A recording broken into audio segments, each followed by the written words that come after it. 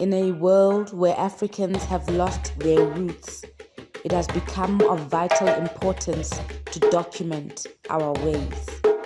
In an effort to reverse the brainwashing of the past, where we were made to believe our ways are demonic, we are pressed to create dignified and respectful platforms to unpack our spiritual ways.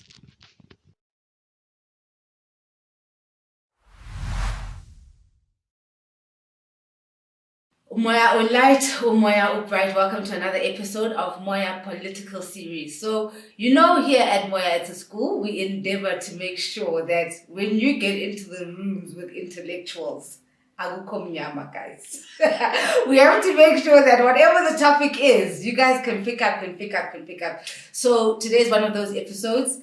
They keep talking about this energy crisis. What is energy when we talk about energy? And what's happening at ISCOM? I know you guys would like to act like we know what the hell's going on, but we actually don't. So I thought, let me get with this Princess Mthombeni, who is in the space of nuclear energy, to come and help us unpack all this stuff. Don't look at us like that, Jazz. It's really real. We don't know what's going on.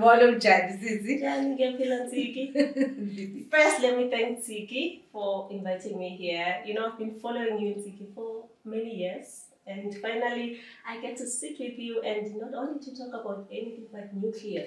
It's a wow for me. Imagine. So, it's so impressive. I mean, we'll get into the issue of being a woman in that space towards the end, because that's a topic on its own. Yes. But, can you start us from the beginning? When we talk about energy, what are we talking about? Basically, when we talk about energy, we are talking about the foundation of industrialization, of the economy of any country. Without energy, there's no economy. Like, as you see in many African countries, there's still underdevelopment there because many people there, they are still not electrified. So with us in South Africa, we are lucky that at least 86% of the people, they have access to electricity. So that's what energy, ability to do anything, including work. Okay, so in a nutshell, when we talk energy, we're talking about electricity. Not only electricity, but electricity is part of energy. Because if you talk about oil is still energy. So electricity is just part of it. So it's things that generate the fuel and the power to get things operating. Yes. Okay, fine. So now another thing that we were busy wondering about was, what is this coal? Like when they talk about ESCOM and they talk about coal and what choices they want to make, what are they talking about? What do they mean? Okay, firstly, South Africa is powered by coal. So we are a coal country. Our economy is just because of coal. There's I think more than 200,000 people employed by the coal industry, including the coal mines. So when we talk about coal, we are talking about a source that is able to help us provide electricity to this country. Okay, fine. So now one of many sources. Now take us to, because you came here to teach. Yes, so please don't make your answers short. All right. You must unpack for us so that, like I say, we want to walk into the rooms and know what's happening. All right. So as I said, coal is a source to generate electricity. But electricity is not only generated from coal. You also generate electricity from other technologies such as nuclear, hydropower, which is water, the solar, which is sun, wind power also you get. And gas. Mozambique is a country that has lots and lots of gas, while in South Africa we have lots and lots of coal. If you can remember, Germany, when the Russian-Ukraine war started, Germany has long advocated for green energy sources, which are your wind, your solar, your hydro. But Germany has a lot of wind power. But what they did not tell us is that when they advocated for those green technologies, they were still getting gas from Russia, they were still getting coal from Russia. But when the war happened, then they were no longer getting those sources from Russia. Then they came running to South Africa to get our coal, and they went to Mozambique to also get the gas Mozambique. So that's what happened. But South Africa, as I said, mostly powered by coal, but we do have a nuclear power plant, which is the only one on this continent, and it's called Koeberg Nuclear Power Plant, located in Cape Town. Oh my gosh. Okay, can you unpack that further for us? So, Koeberg is located in Cape Town and provides South Africa with around 5% of our total electricity and clean electricity, because when we speak about the clean energy technologies, unlike coal, which when you generate electricity using coal, it emits. Yes, it's emitting what we call the CO2, the emissions. Then Koeberg, nuclear generates electricity clean. So when you go to Koeberg, there's no steam, there's nothing. And so Koeberg provides us with 5% of our total electricity, which is in megawatt. It is 1,860 something, almost 2,000 megawatt in Koeberg that is giving Cape Town. Half of Western Cape community, they get their power from Koeberg and not from Mpumalanga, Emalahleni. So what I want to educate South Africans on is that when we speak about African solutions for African problems, we are talking about a situation where Mauboga Europe, if you, Italy, a distance between Italy and London is a distance from here to Cape Town. But if you were to tell the British you will get your electricity from Italy, they would look at you like, are you crazy? But it's happening in South Africa. Because for a very long time, we benchmark with these European countries. And they're very small. And even their weather conditions, they're not the same as ours. Oh my God. So when you say nuclear is cleaner, why are we not then using nuclear? What happens is that, as I said, we are a coal country. Remember our coal plants, they were built by the apartheid government. Mm-hmm. Even the Koeberg, because Koeberg started operating in 1984. That's when we switched on our first unit. By the way, Koeberg has 2 units. Units as in the power reactors. And we'll talk about power reactors later on.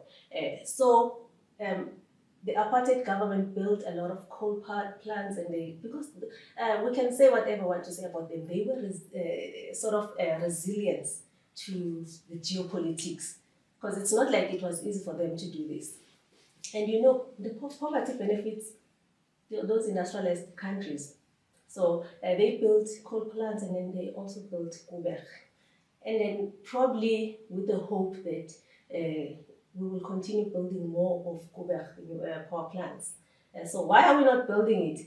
The policy in South Africa is what needs to be fixed. And I think that's why I'm here today, to invite South Africans to really be part of this revolution, because it's a revolution to get our energy, I think to get our energy sector working, because the people who are anti-nuclear, they are also anti-coal, and they are also anti-anything gas. They just want your renewable energy, which is wind and solar. And there is no country in the world that has industrialized using wind and solar. So then why would they be pushing for that then? Because it's the geopolitics push for that.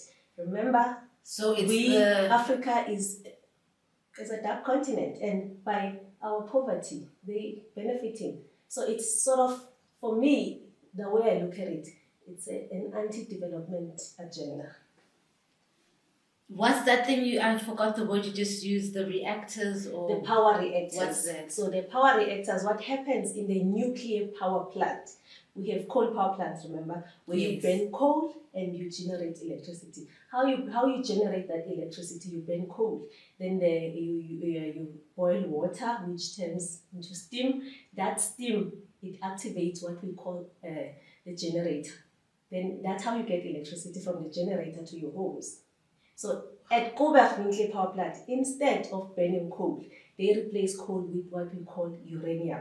Now, where do we get uranium? Uranium is one of our mineral resources. We mine uranium.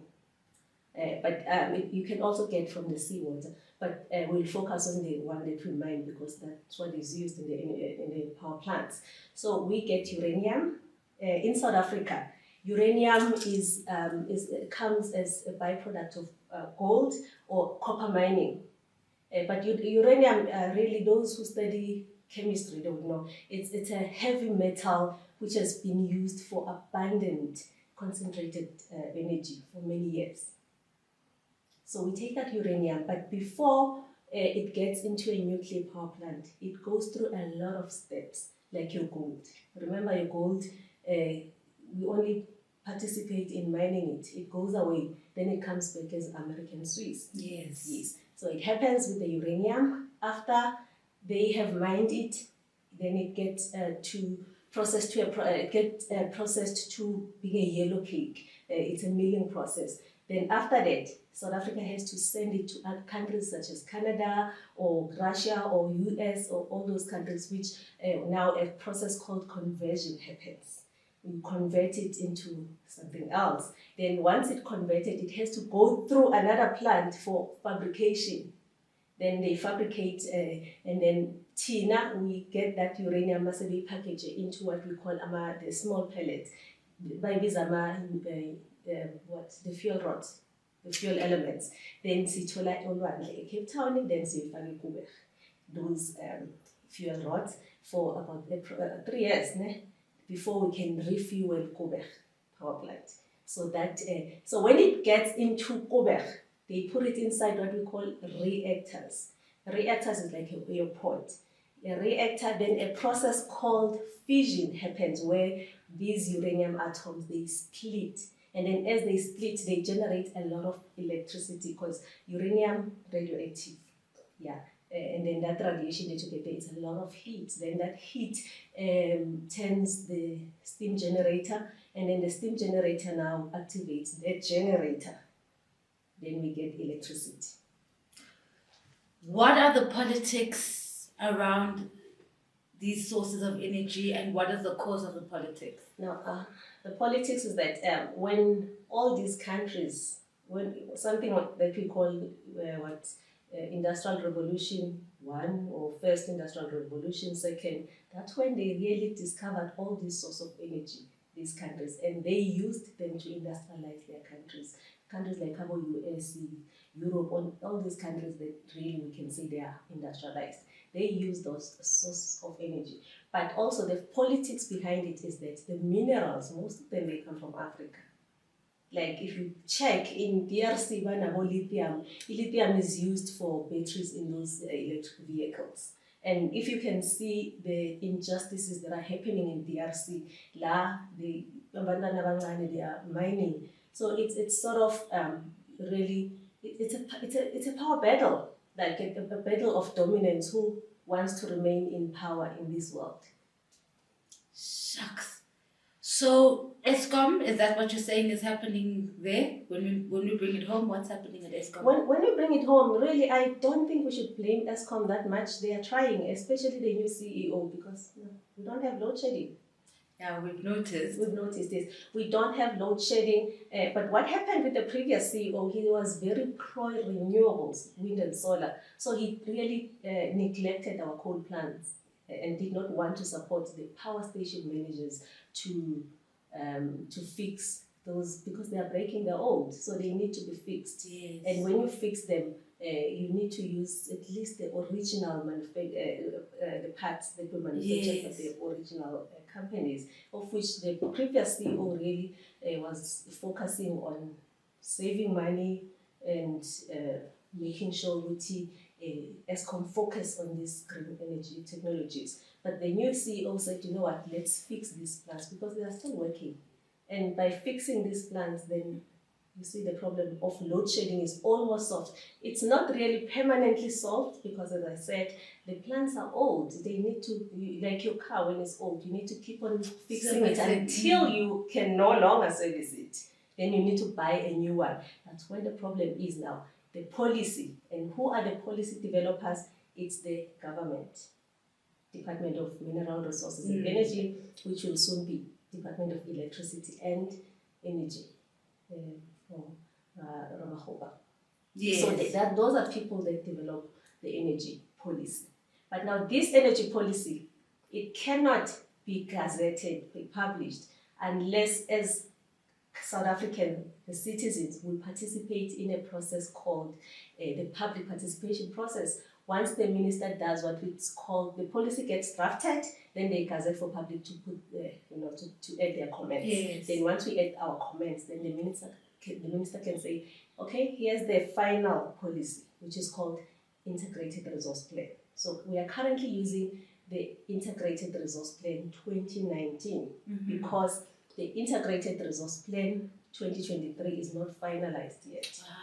Yes, but the process of public participation has passed. And what? So, yes, but what happens is that you find that the people, remember now we are talking about this very complex space, abantu abangaya understand. So when the policy gets gazetted for us to comment, you find very few of us who understand it, who are pro-South Africa. Then you find these NGOs who are anti-everything in South Africa. They mobilize to send people to go and comment to say, remove coal, remove nuclear from that policy. Do you see why we called you here? Yes. So that's what happens. And then now you find that the minister now really does not have much say because most of the comments are saying remove coal, remove nuclear. It happened in 2016, remember during President Zuma time, when the department really tried to put enough nuclear there. Yes. Yes, it was 9,600 megawatts of nuclear. And then the media, they started, the propaganda to say Russian nuclear deal and it's going to cost us $1 trillion, something that really it was just a propaganda because even Kule, the reporter Zondo, there's nothing about nuclear there. Wow. So that happens. Even the media sometimes they're against. Remember now, who funds media? Yes. You find it's these people who are advocating for poverty. So that's what happens, Ntsiki. And I want you guys to know these things so that you can teach South Africans. So that because this country, I noticed lately that South Africans, they are really taking the responsibility of governing this country into their own hands. And I'm applauding them for that. And they need now to also focus on other areas which are more important, like energy space. Yes. You wrote an article recently about women in the energy space. So what would have compelled you to do that? Why is gender even an issue? Firstly, it was a women's month. Yes. So I had to talk about women in the nuclear industry. But also, this is an industry that is male-dominated. Well, I'm a total industry. And now, like any other industry, nuclear industry, like gender-based violence is all, and nuclear industry is not immune to gender-based violence because there are people who really come forward, not many of them because they're scared, come forward to say they have experienced gender-based violence, harassed either by their colleagues or even their bosses, and now they are scared to talk because at work they get threatened, by suspension and all those things that really I find very unfair, and I think we need to talk about that to say why are women subjected to such when this is an industry, male-dominated industry, and men get protected in this industry. You see, even when you hear those complaints, and you try to speak to other men, thinking that they will, they will find fairness in this whole situation, or they will say, I would rather hear you say, I will investigate the matter, rather than threatening the victim to say, if you don't stop putting the company's name into disrepute, we are going to fire you, without investigating if these allegations are true. And that's what has been happening. So I thought that let me speak about it. But also, we need to address these leaders because when it's a Women's Month, they sit in these conferences and address us and tell us that this is what we are going to do to solve the gap between, the gender parity gap. 1, 2, 3, 4, 5. But after Women's Month, it gets quiet. We wait until next year so that we can talk again. So those are things that I believe we need to really stop as the industry. We need to start telling these men not to come and address us only during Women's Month. Tell us what are you doing every month to address the issue of less women in the industry. And less women is also caused by this industry not being known by anyone. Because abantu abakhona bayathusa, like you find this indoda egqoka, no one wants to get into that space. Men are bullies. Men can be bullies. So what are we doing to attract young women into the industry? because you need to show industry there's a woman that looks like them. Yeah. So if that woman decided to put herself out there to the public, support them. Yeah. And that's not what is happening currently. You know, I can almost hear people shouting at me because I didn't probe you more with the nuclear thing during Zuma's term. Are you saying that that was part of the anti-Zuma propaganda? You know, I always say, this is my opinion. If Zuma never said anything about nuclear, he probably would have would still be president even now. It was all about nuclear. The anti-nuclear campaign is not just a South African campaign, it's a global campaign. Even President Macron, Trump, President Trump, immediately when he started saying, you know what, to hell with this renewable energy, you know, and advocated for resuscitating the coal mines that were shut down in the US. What happened to him? I mean, you can't say the Americans, they chucked Trump out because he's racist. They're also racist like him. So it has nothing to do with him being racist. It has to do with him. And you know what he said? He said, leave these shithole countries alone. And by leaving us alone, because it's not the presidents who are, funding NGOs and all this to advocate for chaos in these developing countries. It's companies in the US. And when Trump says, leave these shithole countries alone, he means don't even take their minerals. You know, it's something like, to me, it sounds like that. Don't even take their minerals. So then, because, in America, a president is not in power. Those who are in power, they deal with him.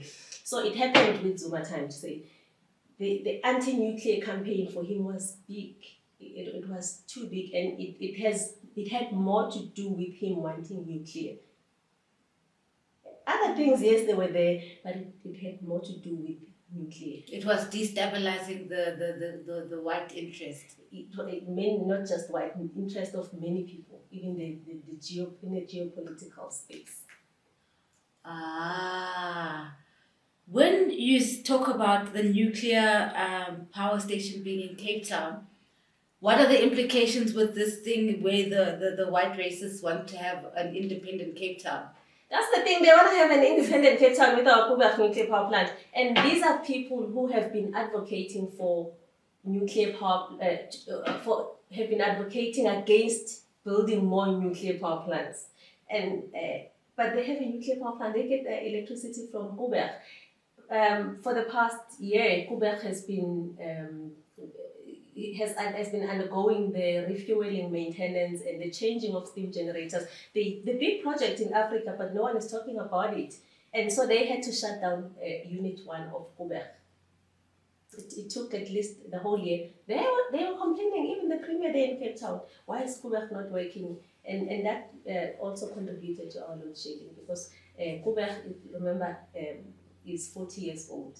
So they had to do a lot of maintenance to make sure that at least Koeberg gets ready to operate for another 20 years. And that's the advantage of a nuclear power plant as well. So Koeberg was initially given a 40-year license to operate. Now that license came to an end this year. So Koeberg had to do that maintenance so that it prepares itself to apply for another license, which they have been given by the regulator. So Koeberg Unit 1 has got a license to operate for another 20 years. We are just waiting for Koeberg Unit 2. They are still doing maintenance in Koeberg Unit 2. So yeah, they want independent Cape Town without Koeberg.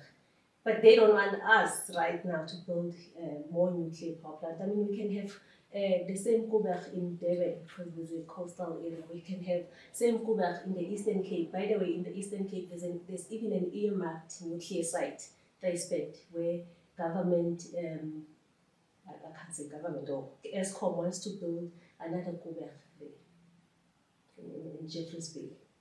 So that's what happens. Is it a good thing To have more of these nuclear? It's a good thing. Ntsiki, as I said earlier on, when these countries were industrializing, unlike us, we focused more on coal. That means we put all our eggs in one basket. Yes. But now the world is moving away from coal. So the world is saying no coal, meaning even the banks must not fund coal projects. These countries, they have nuclear, they have coal, they have gas. US, they have more nuclear power plants than any other country in the world. France, most of their electricity comes from nuclear. And they don't even have uranium in France. So it's that we focused on coal, but now the world is moving away from coal. Then we are in a big problem. So if we can have more of these nuclear power plants, especially that they provide clean electricity, because right now the goal of the United Nations is to to reduce carbon. Yes, they call it net zero carbon emissions by 2050, meaning they want to reduce the CO2 by 2050. And how do you do that? You can't do it without including nuclear as part of the energy mix. When you say the world is moving away from coal, we get it confused because there was that time, like Richards Bay, the traffic of the coal getting out of Richards Bay. What's that about? Because that, remember I said when Germany was no longer getting their coal and then their gas from Russia because of a war and sanctions, then they had to look for options, and we were one of those options. So those trucks, they put Tomisa coal in Europe, including Lapa Germany. So by saying the world is moving away from coal, I'm not saying the world is stopping using coal, because we already have coal plants. We can't stop using them. We have abundance of coal. We can't stop mining coal in South Africa, because when you mine it, we sell to these countries, not only in Europe, by the way, even in China with India, they buy our coal. But building more coal power plants is going to be a challenge, because now the banks are not allowed to fund coal projects unless, as a country, we can afford to. We can build our coal power plants, but then we risk being sanctioned, because the policy, the global policy says reduce emissions, but if you build more coal power plants, that means then you are not adhering to the global policy of net zero carbon emissions by 2050, and that's where nuclear comes in. Who is emitting the most pollution? Because I'm wondering, what is this cap? Is this cap only on us? It looks like it's only on us, but South Africa is part of the globe. We are not operating alone in this. We're not, sharing this earth alone. Yes. But the most emitters, China, even US, India, those are the most emitters. But in Africa, we are the most emitters, because we are probably the most developed. Yes. So we are the most polluters in Africa. But globally, we are not. And I worry when they put attention on us to give us this policy, to persuade us, to implement these, zero emissions policies, because we are not the most polluters. They should focus in China. The most polluters, even the US, they are polluting India. But China is building more coal plants. They can afford to. And what can they do? Because it's the same country that we expect, and everything comes from China. How else are they going to make those things if they don't have enough energy? Yes. Including these wind turbines and solar panels. Most of them, they come from China. Guess what? You cannot use wind turbine and solar panel to manufacture those things. You need nuclear or you need coal, because you need a lot of energy, which you don't get from those things.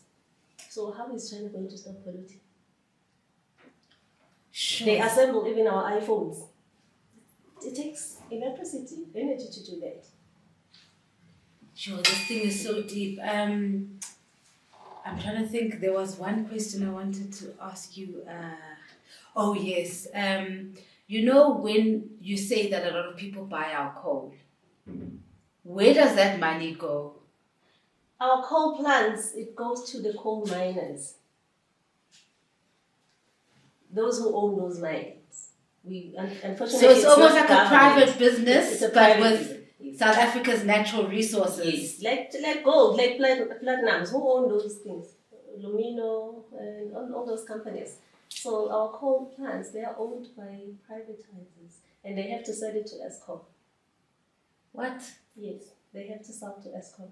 The coal that's coming from The our coal that's coming soil. from our underground, our soil. So these are the policy issues, obviously, that These are the you policy issues. talking Some politicians, about. when they talk about nationalizations, this is what really they are talking about. We shouldn't be buying our own coal. Maybe there should be a 50% discount. Yeah. We shouldn't even be paying for electricity from the sounds of things. If You we're obviously, you need a lot of infrastructure to generate electricity, so we should be paying for electricity. But we should not pay more for electricity than what is happening now. Even now, Eskom applied to the regulator to get the tariffs increased by at least maximum 42%. Yes, and electricity is already expensive as it is right now. I know. So how do we as the public then get involved in this energy? The public, as I said, these policies, when they get drafted, we have to become part of these policies. And by becoming part is that we send our comments. Obviously, you don't understand the energy space. I need to help you, with those comments. Sometimes I need to do a petition to say South Africans sign this petition. It meant to achieve 1, 2, 3, 4, 5. And then that's where you come in. The policy is out because you won't know. Remember, media does not even tell you that the policy is gazetted. Yo. And when the policy is gazetted, then South Africans need to come in numbers to contribute to that policy, to say, we want coal. If you want coal, say that. There's nothing wrong with wanting coal. But we want nuclear. Because every industrialized country in the world, they have nuclear power plants. All these countries that are industrialized, they have nuclear power plants. Because the electricity that comes from nuclear is cheap. Currently, by Eskom's own admission, Koeberg offers the cheapest electricity per kilowatt hour, cheaper than coal, because Koeberg is a paid-off asset. Who would have thought that speaking about energy would be so interesting? It is, and we don't have enough time. I know, right? As I said, this is a revolution, and like all other revolutions, they have leaders. So I've decided that, you know what, through my campaign, Africa for Nuclear, I'm going to lead a nuclear revolution and mobilize South Africans to rally behind me, because if I speak as a lone voice, then I become vulnerable to these attacks. This is politics, If I have South Africans behind me, then at least I know it's in a backup system. Tell us more about the campaign. The campaign is called Africa for Nuclear, which aims to promote nuclear as a contributor to achieving Africa's agenda for sustainable development. So you want us to move from coal to nuclear? Not move. We want to add more nuclear. Okay. We're not going to just add on. Yes. Okay. And then those African countries who do not have coal plants, nothing, they must build more nuclear power plants. And by the way, this is going to solve a lot of socio-economic challenges. South Africa is illegal immigrants, and people forget that industrialization by bringing these big projects such as nuclear, as will create job opportunities, business opportunities. Because if you build a nuclear power plant, let's say Koeberg, you choose a space as route, meaning from road construction, taxi industry, all these things, hotels, malls, all those things, then you are able to create lots and lots of jobs. And so that's what I want, not to move away from coal, but to add more nuclear plants, because we may think that we are electrified enough as South Africans. It's not enough. Being able to switch on, that's not energy. But we need to be able to have these manufacturing companies. When load shedding in South Africa, many companies, they packed and left South Africa. Because no one wants to invest in a country in a stable supply of electricity. So we solve many problems, including the problems of illegal immigrants. Because they left their countries developed, because there's no opportunities for savings in Nepal. So if we are able to help them build their own nuclear power plants, then we are able to solve those problems. And this is what happens again, Ntsiki. In Europe, all their electricity is fed into what is called the power pools. Meaning ukuthi infrastructure yakhona is so developed ukuthi iGermany benganagesi bawuthole eFrance. Spain, yes, banikana ugesi. Thina la South Africa ithi kuphela ekumele supply ugesi to other countries. And we can also solve those things by, if SADC, iyodwa nje, Botswana come together and say, as SADC, let's build one nuclear power plant, big nuclear power plant that will supply the whole of SADC. Thank you so much, Mam Mthombeni. You are so brilliant. Thank you. Like I said, I didn't ever think good to be. I was like, energy. What are we gonna talk about? What? But now you've made it so crystal clear. It is. And by the way, I've traveled to 22 countries learning about this, and I've worked in the nuclear sector for 13 years. Thank you. And we hope that you'll come again when things develop some more. You come and tell us. So the Minister of Electricity, all we see is him dancing and stuff. Is he good for us? He's good. Okay. Maybe let me not say he's okay. He's in a political space, remember? Zuma wanted nuclear, but people around him probably were against it. Same as the Minister of Electricity and Energy. He wants nuclear. I know that he keeps on saying nuclear remains part of the solution. Like South Africa. He wants nuclear, but that's why South Africans come in now. You see? Because when he sits with NEC, we are not there. And Baba against him, maybe. So we need to rally behind this minister and then see support him to find a nuclear. Okay. I listen what the Java la so let's get good show. Thank you again for honoring the invitation to come through to Moya. I'm sure the babies are so happy. Moya, we light, Moya, bright. See guys, I told you we're here to make you clever. We'll see you again next time. Who are you when all you were has been diluted by lies and white lines cancelling out all that which has been written of your history? Why do you look at yourself as a mystery? Doesn't the sun shine because you open your eyes? Doesn't the moon stay situated within the same stars your DNA sparkles off? Your spirit knows that surely corner into it off. Buza umoya so you may return to being well off. Because spiritually you are rich, yet your ancestors cry because you are out of reach.